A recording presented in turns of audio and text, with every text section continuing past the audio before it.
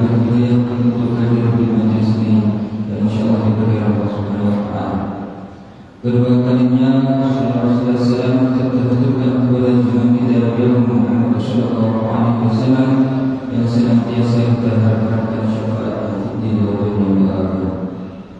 Bapak Ibu hadirin dalam masjid Rahman, seperti biasa sebelum acara pada malam kita mulai akan saya bacakan susunan acara berikut. Acara yang pertama yakni pembukaan, acara yang kedua yakni mau'izah besar untuk kajian kajian, dan acara yang terakhir yakni penutup. Mari kita buka acara pada malam ini dengan baca surah Al-Fatihah dengan harapan mudah-mudahan majelis kita pada malam ini senantiasa berkahi oleh Allah Subhanahu wa taala. Ala hadiniya wa ala rasulillah. Lahumul Fatihah. Bismillahirrahmanirrahim. Alhamdulillahi rabbil alamin. Arrahmanir rahim. Iyyaka na'budu wa nasta'inu ihdinas siratal mustaqim.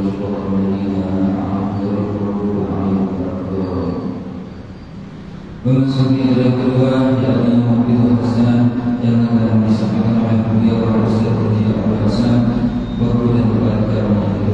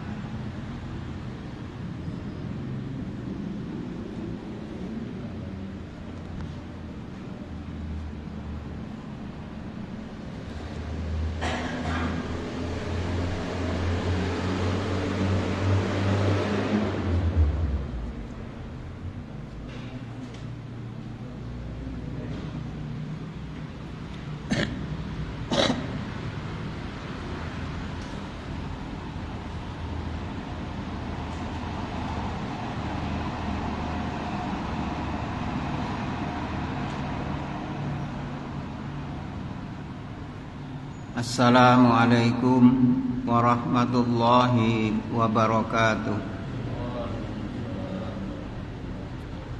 Bismillah walhamdulillah. Tsumma salatu wassalamu ala sayyidina Muhammad ibni Abdillah wa ala alihi wa sahbihi wa man wala wa la hawla wa la quwwata illa billah.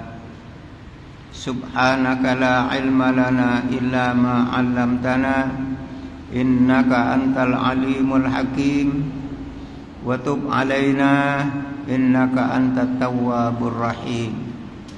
Rabbi shrah li sadri wa yassir li amri wahlul 'uqdatan min lisani yafqahu qawli wahdi qalbi wasaddid lisani, amin.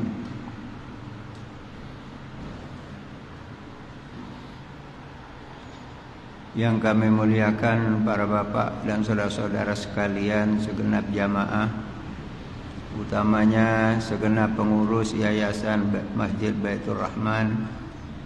Pertama-tama marilah kita bersama-sama memanjatkan puji dan syukur kehadirat Allah yang alhamdulillah kita masih diberi kesempatan oleh Allah untuk melaksanakan ibadah kewajiban kita. Semoga amal ibadah kita yang sangat sedikit itu diterima oleh Allah Subhanahu wa taala.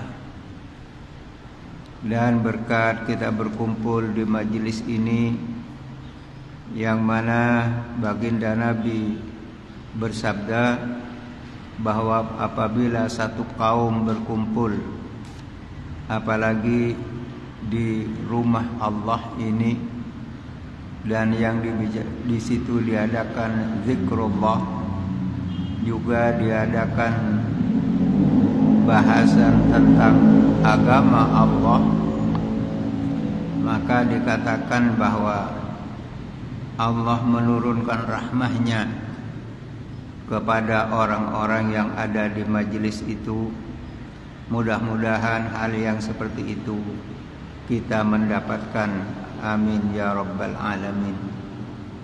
Salawat serta salam semoga selalu terlimpah atas baginda Rasulullah sallallahu alaihi wasallam, yang mana dijelaskan oleh sejarah baginda Nabi Muhammad sallallahu alaihi wasallam ketika mendekati akhir dari hayat beliau mengadakan evaluasi, mengadakan koreksi tentang apa yang diperintahkan oleh Allah kepada beliau. Maka sebagaimana kita ketahui, saat ini kita berada di awal dari permulaan tahun baru Islam 1445 Hijriah, dan baru beberapa hari kita meninggalkan tahun 1444 Hijriah.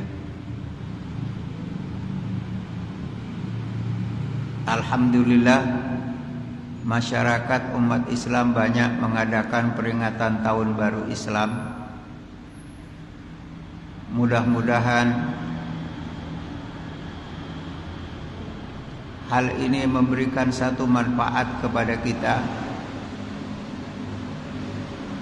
Maka yang harus kita laksanakan saat ini ialah kita mengevaluasi diri kita juga selama perjalanan tahun 1444 Hijriah. Apa yang sudah kita lakukan, apa yang kita tinggalkan, perbuatan dosa apa yang telah kita lakukan, juga hal-hal apa yang masih belum kita lakukan dari perintah Allah Subhanahu wa ta'ala. Karena baginda Nabi Muhammad sallallahu alaihi wasallam bersabda bahwa apabila seseorang dia melupakan kesalahan-kesalahannya yang lalu, ini dikatakan bahwa itu merupakan satu pertanda bahwa itu adalah satu bencana bagi orang tersebut. Bahkan Al-Habib Ali Al-Jubri beliau mengatakan,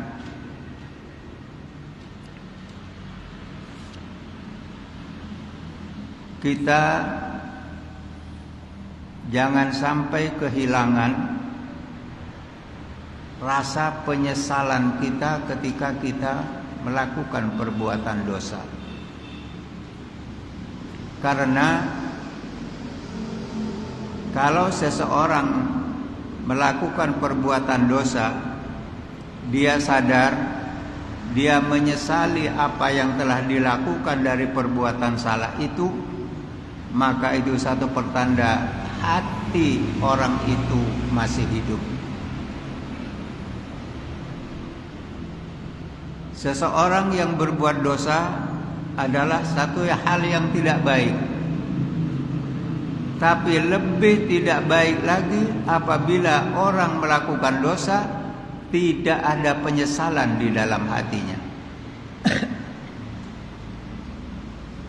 Artinya dia melakukan perbuatan salah merasa aman-aman saja. Tidak ada di hatinya menyesal, tidak ada kegelisahan. Bahkan lebih berbahaya lagi, orang yang merasa senang, merasa bangga melakukan perbuatan dosa. Para bapak dan saudara-saudara sekalian yang dimuliakan oleh Allah, Seseorang yang melakukan perbuatan dosa yang tidak ada penyesalan di dalam hatinya, maka dia akan lebih mudah melakukan perbuatan dosa berikutnya dan berikutnya. Tapi apabila seseorang melakukan perbuatan dosa, di hatinya ada penyesalan, ada merasa susah, ada merasa tidak senang, tidak tenang, maka di situ dia akan berpikir untuk bertaubat kepada Allah Subhanahu wa taala.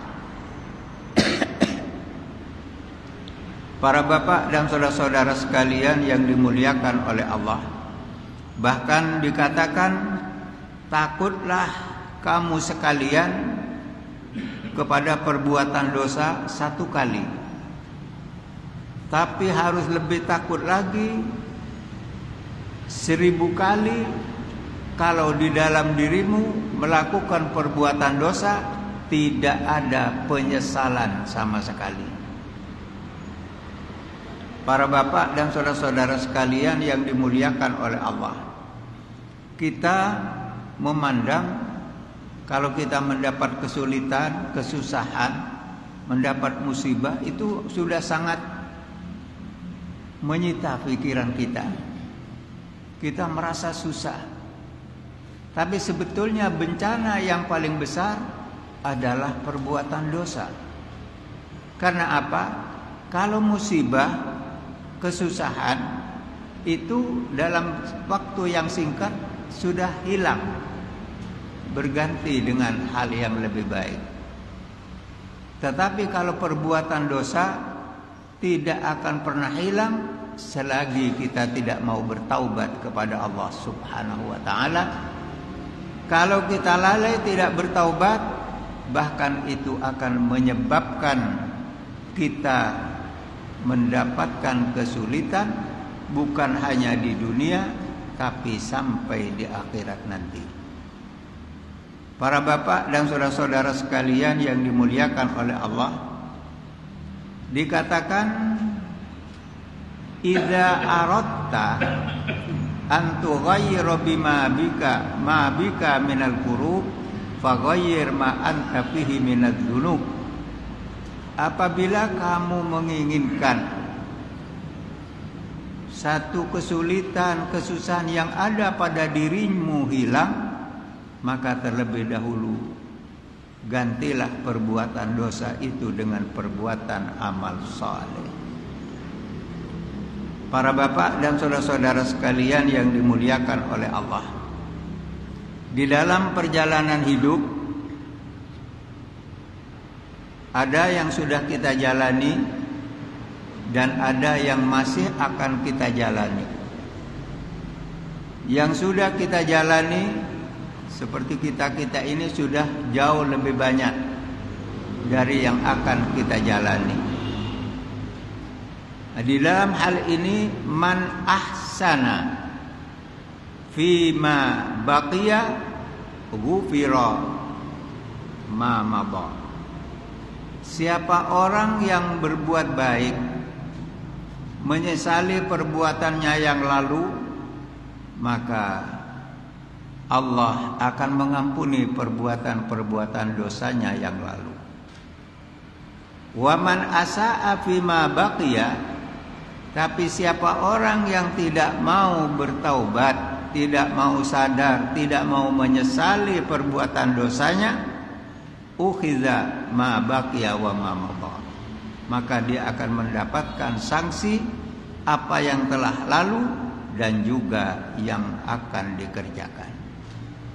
Para bapak dan saudara-saudara sekalian yang dimuliakan oleh Allah, jadi satu bentuk kecelakaan bagi kita yang menyebabkan kita susah di akhirat ialah ketika kita melupakan dosa-dosa kita yang lalu. Selanjutnya juga termasuk tanda orang yang celaka ialah apabila dia selalu mengingat amal baiknya yang telah dikerjakan dibanggakan, disebut-sebut, padahal amal itu masih disaring. Ada amal yang diterima oleh Allah, ada yang tidak.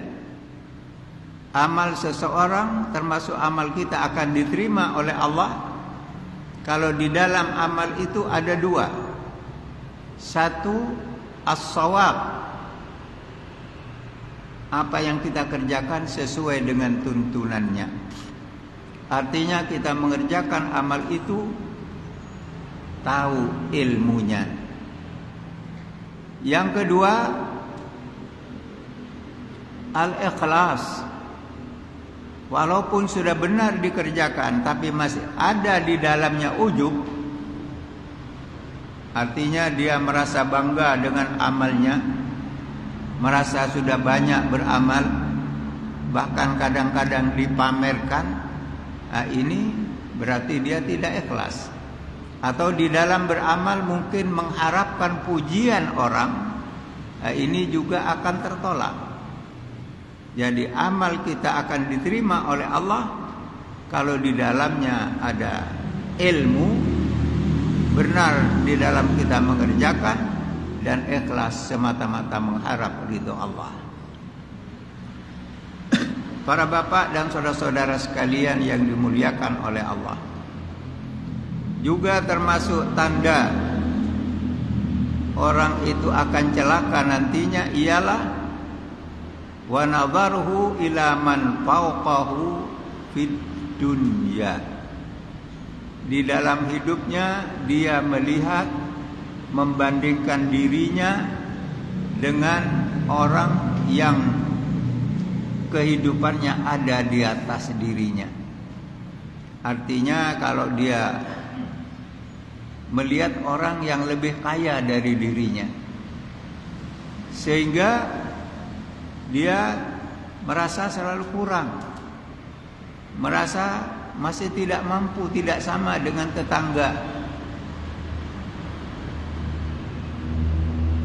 Akhirnya kadang-kadang timbul hal-hal yang tidak baik di dalam hati kita.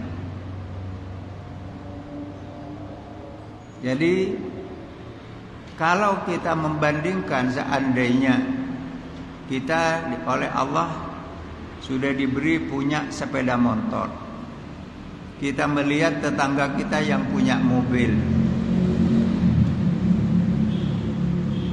rumah kita sudah bagus, kita melihat rumah tetangga yang sudah tingkat 2. Nah, ini akhirnya kita tidak akan pernah merasa qanaah, tidak akan pernah merasa cukup apa yang diberikan oleh Allah kepada kita. Dan ini menyebabkan seseorang akan menuhankan dunia. Dia berusaha untuk mendapatkan dengan cara apapun agar bisa dengan orang yang lebih kaya dari dirinya. Nah, saat ini para bapak dan saudara-saudara sekalian, di masyarakat ini kayaknya sudah membudaya, sehingga perbuatan-perbuatan yang melanggar hukum Allah itu dikerjakan dengan sadar. Bahkan banyak di antara yang mengerjakan tadi tahu kalau perbuatan itu salah, tahu kalau perbuatan itu biarpun dia mendapatkan hasil tapi hukumnya haram, tapi ini masih seakan-akan diabaikan.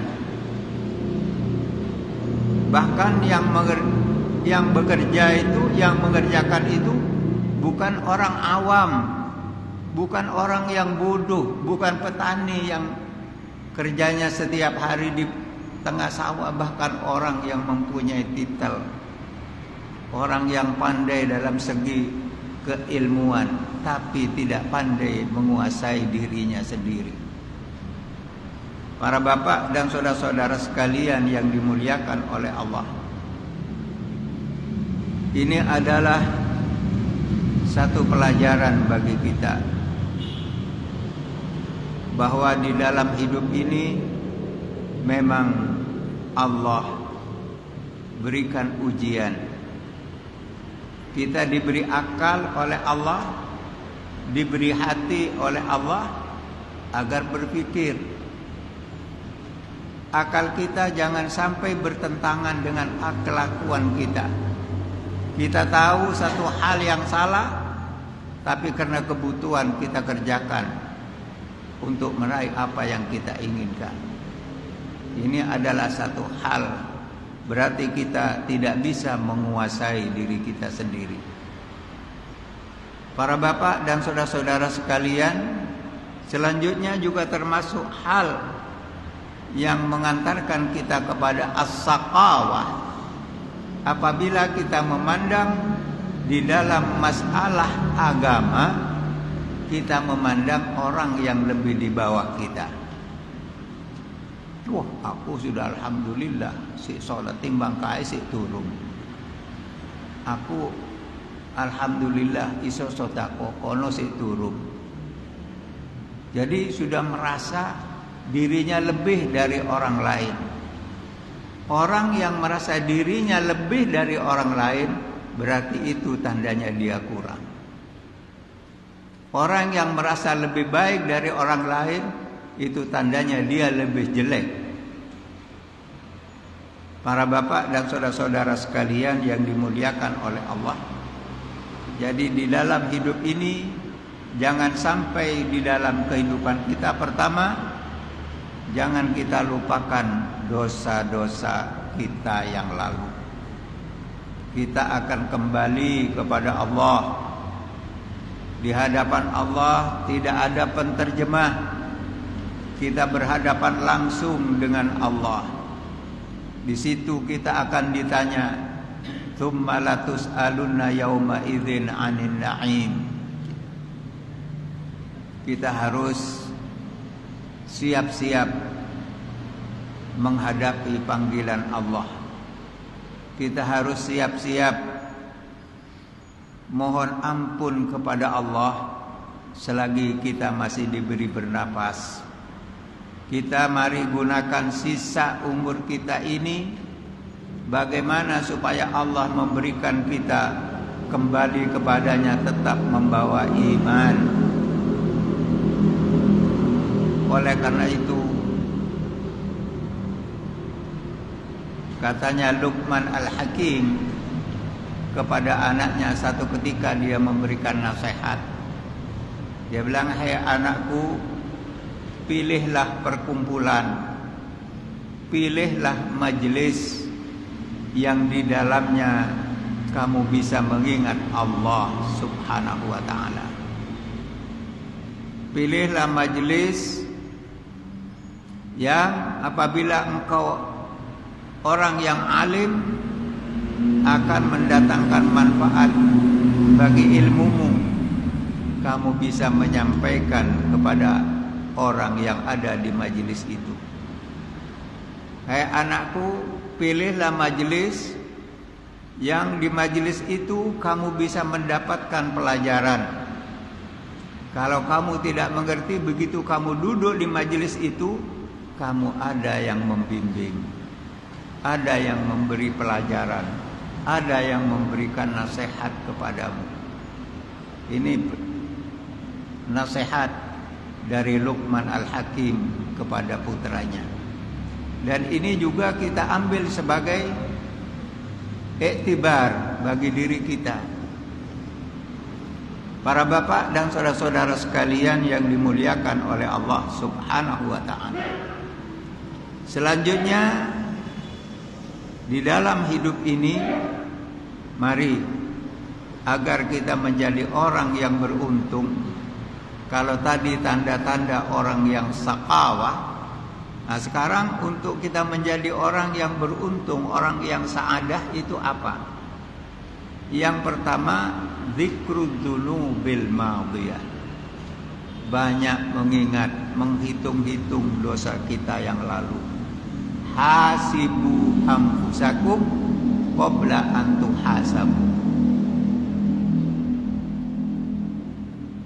Apalagi di waktu malam, di waktu bapak duduk seorang diri hanya berdua dengan Allah.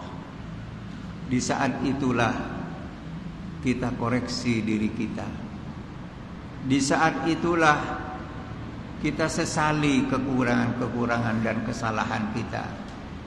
Di saat itulah kita mohon ampunan Allah Subhanahu wa ta'ala. Dan tandanya orang yang akan bahagia di akhirat, amalnya yang dia rahasiakan lebih banyak dari yang ia tunjukkan kepada masyarakat. Da sirraka baina itsnain nafsak wa rabbak. Jagalah rahasia pribadimu dengan Allah. Harus sering kita duduk di tengah malam ketika orang tidur lelap. Kita duduk berbincang dengan Allah. Kita duduk ngemis belas kasih sayang Allah. Kita duduk berdoa, mengkoreksi diri kita. Kita sadar Allah Maha Agung. Namun walaupun kita banyak dosa, kita sadar pengampunan Allah jauh lebih luas. Sehingga kita bersemangat untuk memohon ampunan Allah. Para bapak dan saudara-saudara sekalian yang dimuliakan oleh Allah, sudah sering saya sampaikan,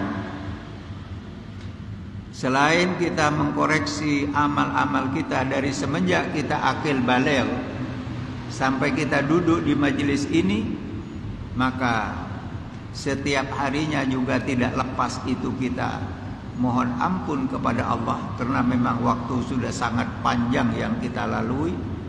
Nah, di samping itu juga kita adakan taubat harian di waktu malam. Kita ingat-ingat apa yang kita kerjakan mulai pagi sampai malam. Dari hal yang salah kita mohon ampunan Allah. Hal yang baik yang bisa kita kerjakan kita syukuri dan anggap kita belum pernah mengerjakannya. Para bapak dan saudara-saudara sekalian yang dimuliakan oleh Allah, juga tandanya orang yang akan bahagia di akhirat, wan nisyanul hasanatil madhiyah. Begitu dia melakukan amal baik, dia lupakan. Dia seakan-akan masih tidak mengerjakan apa-apa, merasa dirinya tidak punya amal apa-apa. Ini yang akan menyebabkan kita bersemangat untuk beramal baik, karena kita merasa masih belum punya amal baik.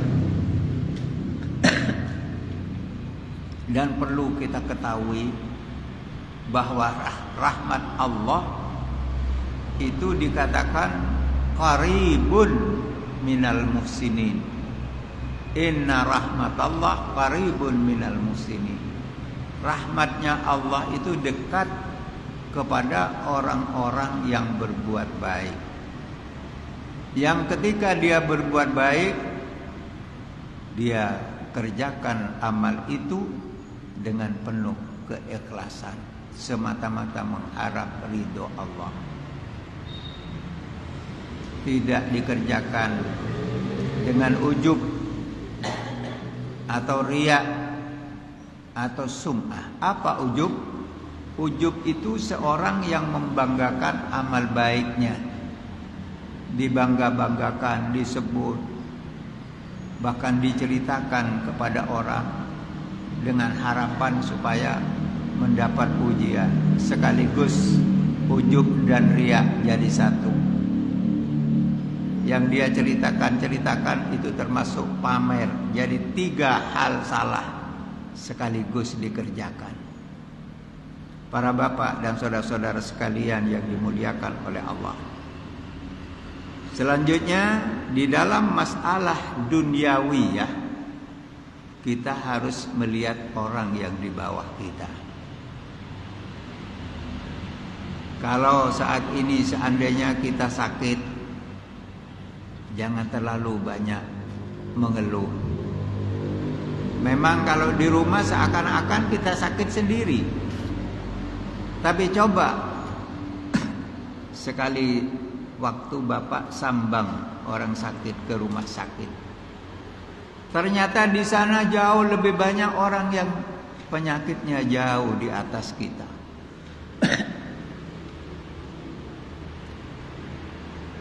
Seandainya sekarang kita sudah tenaga kurang, kita masih alhamdulillah diberi kuat berjalan. Sudah banyak saudara-saudara kita yang harus hanya di atas kasur. Banyak saudara-saudara kita yang harus pakai kursi roda. Kita alhamdulillah masih diberi bisa berjalan, bisa ke masjid. Ini adalah satu hal yang perlu kita syukuri. Oh iya, saya dulu sehat sekarang. Memang kalau seandainya dibuat sehat terus oleh Allah, akan lain ceritanya. Dengan adanya kemampuan seseorang, kalau dia sampai mendekati ajalnya dikurangi sedikit demi sedikit oleh Allah, ini adalah satu bentuk kasih sayang Allah. Dikurangi kemampuan kita biar kita lebih banyak ingat Allah. Dan ketika seseorang diberi sakit, kalau dia tidak mengeluh, kalau dia sabar, bukan berarti terus tidak berobat, bukan. Orang yang sakit wajib berobat, tapi dia tidak mengeluh, aduh opo aku kok dikek loro, wong aku wis ibadah kok sik dikek loro. Nah, ini satu keluhan yang tidak baik. Orang yang diberi sakit apapun oleh Allah, itu sebenarnya bentuk kasih sayang Allah, tathir, untuk mengurangi dosa kita. Jangankan sakit, kita jalan kecocok eri atau beling, itu saja satu bentuk yang oleh Allah dengan sakit sedikit itu dosa kita dikurangi oleh Allah. Di saat sakaratil maut kita diberi oleh Allah sakit, itu pun bentuk Allah mengurangi dosa-dosa kita. Karena apa? Allah rahimun bil mukminin. Allah maha kasih kepada orang yang beriman. Dikurangi supaya besok di akhirat kita ringan. Di samping kita dianjurkan untuk banyak beramal. Para bapak dan saudara-saudara sekalian yang dimuliakan oleh Allah. Jadi masalah duniawiyah, kita melihat orang yang di bawah kita. Sehingga kalau kita merasa bahwa kita alhamdulillah saya masih bisa makan tiap hari, timbang tetangga saya 2 hari tidak adang. Nah, ini kita akan bersyukur. Dan dengan hal seperti itu kita akan dengan ikhlas bersedekah. Sedangkan sedekah ini satu amal yang sangat besar pahalanya di sisi Allah. Bahkan di dalam ayat, orang yang sudah meninggal dunia itu minta dikembalikan ke dunia bukan untuk apa? Fa asaddaqa wa akum minas shalihin. Untuk ingin bersedekah. Karena sedekah ini adalah kita meringankan beban orang lain. Disitulah letaknya. Karena apa kita bisa berbuat? Berarti di hati kita ada rahmah, ada belas kasihan, ada rasa syukur kepada nikmat yang diberikan kepada kita oleh Allah. Para bapak dan saudara-saudara sekalian yang dimuliakan oleh Allah. Yang terakhir, di dalam masalah ibadah, di dalam masalah agama, kita harus melihat orang yang di atas kita. Kita harus banyak melihat orang yang lebih taat dari kita. kita harus lebih banyak melihat orang yang lebih banyak ilmunya dari kita, sehingga tidak terbuka celah bagi kita untuk kita akan membanggakan apapun yang ada pada diri kita. Karena apapun yang bisa kita kerjakan, apapun yang ada pada diri kita, tidak akan ada tanpa ada pertolongan Allah Subhanahu wa ta'ala. Para bapak dan saudara-saudara sekalian yang dimuliakan oleh Allah, semoga di dalam hidup kita ini Allah meluruskan hati dan pikiran kita. Semoga Allah menjadikan pikiran kita terang, jernih, hati kita bersih. Karena untuk itu yauma la yanfa'u malun wala banuna illa man atallah biqalbin salim. Nanti akan datang satu masa yang di masa itu tidak ada manfaat harta dan anak kecuali orang yang menghadap Allah dengan hati yang bersih. Semoga Allah memberikan kita mampu memperbaiki hati kita walaupun sedikit demi sedikit, mampu memperbaiki tingkah laku dan amal perbuatan kita sedikit demi sedikit, dan sampai pada akhirnya kita ketika kembali kepada Allah, semoga kembali dalam keadaan husnul khatimah. Amin ya rabbal alamin. Para bapak dan saudara-saudara sekalian yang dimuliakan oleh Allah, mari kita tunduk sejenak. Kita fokuskan hati dan pikiran kita. Mari kita ingat ayah dan ibu kita. Kalau beliau masih ada di tengah-tengah kita, itu tandanya si anak masih diberi kesempatan oleh Allah untuk meraih surganya Allah melalui bakti kepada orang tua kita. Kalau orang tua kita sudah tiada, juga untuk birrul walidain tidak ditutup oleh Allah. Masih kita diberi kesempatan, yaitu kita menghubungi sanak saudara yang dekat dengan ayah dan ibu kita. Dan kita sebagai anak setiap saat harus selalu ingat berdoa kepada Allah untuk ayah dan ibu kita.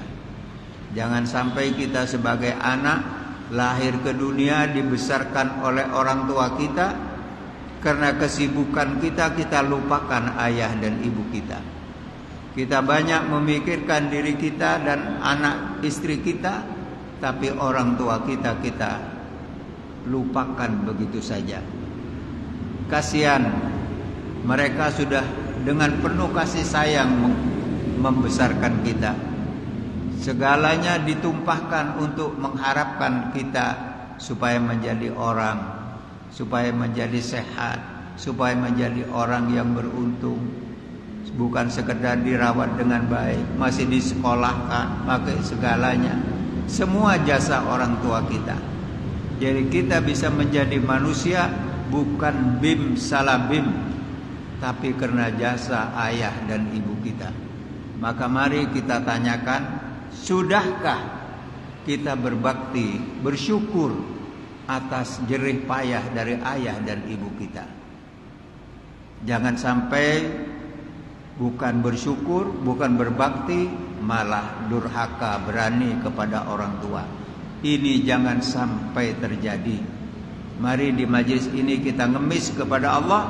Semoga ayah dan ibu kita amal baiknya diterima oleh Allah. Kekurangan, kekhilafan, dosa, apa yang kurang dari kedua orang tua kita, semoga diampuni oleh Allah Subhanahu wa ta'ala. Dan mudah-mudahan ayah dan ibu kita berkat kasih sayangnya membesarkan kita, Allah tempatkan beliau itu di sisinya di tempat yang mulia. Ala hadhihi niyah al-Fatihah. Bismillahirrahmanirrahim. Alhamdulillah. Ya kana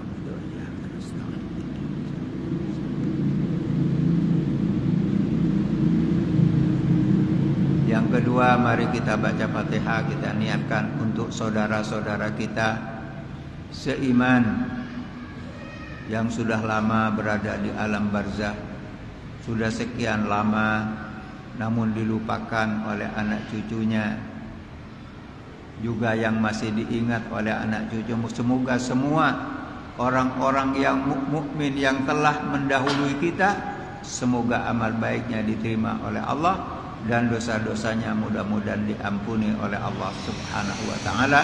Ala hadhihi niyah al-Fatihah.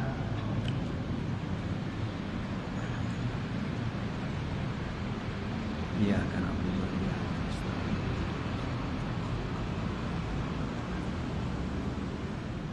Yang terakhir, mari kita baca Fatihah. Kita mohon kepada Allah untuk diri kita, anak-anak kita. Mari, ini zaman sudah akhir.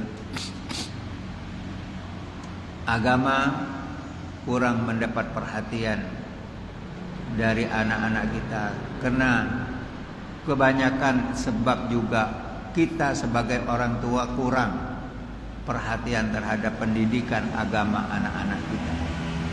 Bahkan sering kalau anak kita tidak berangkat sekolah, kita marah. Tidak berangkat les, kita marah. Tapi kadang-kadang anak kita tidak sholat, kita tenang. Anak kita tidak bisa baca Al-Quran, kita tidak berpikir bagaimana dan bagaimana. Maka mari di majelis ini kita mohon kepada Allah, semoga kita juga keluarga kita dan anak cucu kita, semoga dijadikan oleh Allah orang yang sadar tentang keagamaan. Semoga dijadikan oleh Allah orang hamba-hamba yang diselamatkan di dunia wal akhirah. Ala hadhihi niyah al-Fatihah.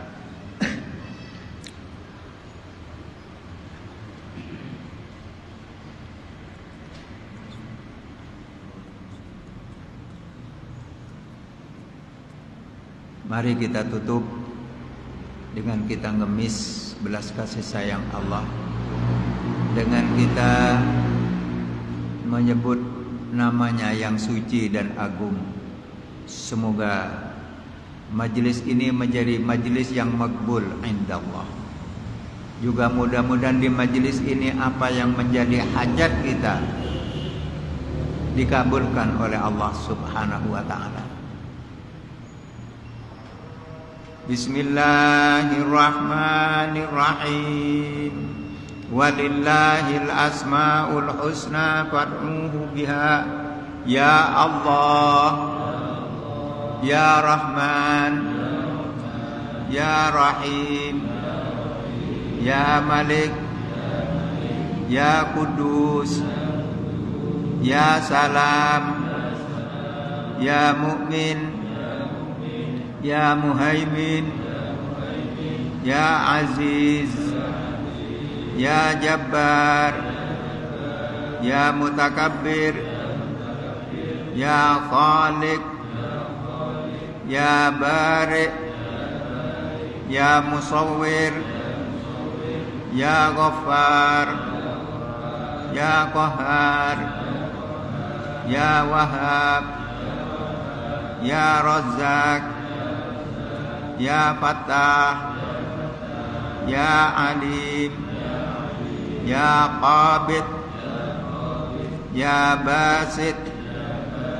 Ya Khafid, Ya Rafi', Ya Mu'izzu, Ya Mudhillu, Ya Sami', Ya Basir, Ya Hakam, Ya Adlu, Ya Latif, Ya Khabir, Ya Halim, Ya Azim, Ya Ghafur, Ya Syakur, Ya Aliyu, Ya Kabir, Ya Hafid, Ya Muqid, Ya Hasib, Ya Jalil, Ya Karim, Ya Raqib,